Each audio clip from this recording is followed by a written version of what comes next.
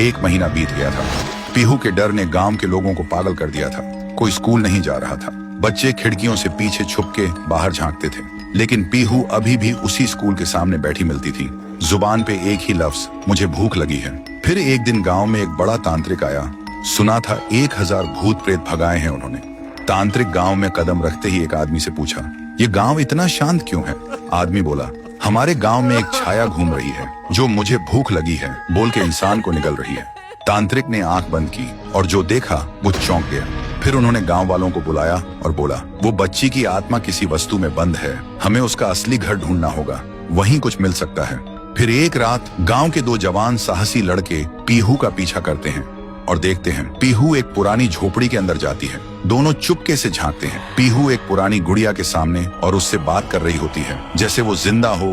दोनों देखकर चौंक जाते हैं। फिर अगली सुबह वही 2 लड़के झोपड़ी में जाकर वो डॉल उठाते हैं और ले जाते हैं तांत्रिक के पास। तांत्रिक डॉल को देखकर चिल्लाता है, यही है, इसी में बंद है वो बच्ची की आत्मा, इसे आग में जलाना होगा तभी सब खत्म होगा। फिर रात में तांत्रिक गुड़िया को आग में डाल के हवन करता है, जोर जोर से मंत्र जप करता है। तभी एक भयानक चीख गूंजती है, मैं भूखी हूँ। और अचानक वो डॉल हवा में उड़ जाती है और सबके सामने उस डॉल से निकलती है पीहू।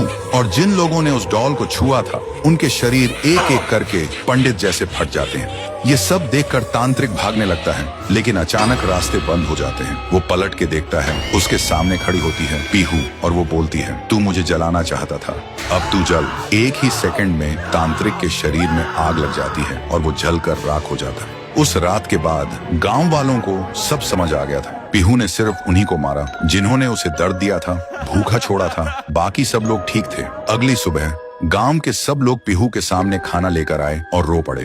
बोले, हमें माफ कर दो, हमने तुम्हें भूत नहीं समझा, लेकिन तुम तो देवी हो जो सिर्फ भूखी थी। पीहू ने एक मुस्कान के साथ थाली में से एक निवाला उठाया और जैसे ही उसने वो खाया उसका रूप हल्की रोशनी में बदलने लगा। फिर वो हवा में मिल गई। उस दिन के बाद पीहू कभी नहीं दिखी। तब से वो गांव वापस वैसे ही हो गया, शांत, प्यारा और खुशी से भरा। तो दोस्तों, अगर कभी कोई भूखा बच्चा दिखे तो उसे भिखारी समझ के नजरअंदाज मत करना। क्या पता वो तुम्हारी इंसानियत का इम्तिहान हो। कमेंट करो, पीहू अब भूखी नहीं है, अगर तुम सच में एक इंसान हो।